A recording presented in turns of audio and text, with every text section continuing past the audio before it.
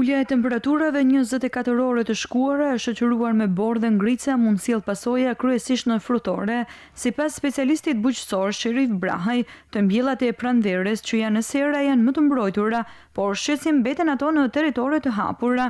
Më të rrezikuara kanë qenë kulturat në fushë të hapur, pemë frutore, ato janë lulëzim dhe në periudhën e lidhjes së frutit. Teksa qarku i Shkodrës duket më i favorizuar, ku ngricat nuk zgjaten në kohë.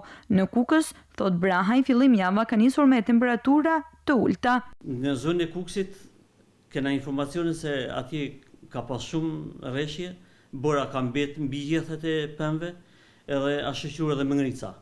Sot kena informacion se aty ka arrit temperatura dhe -2 gradë në pemë.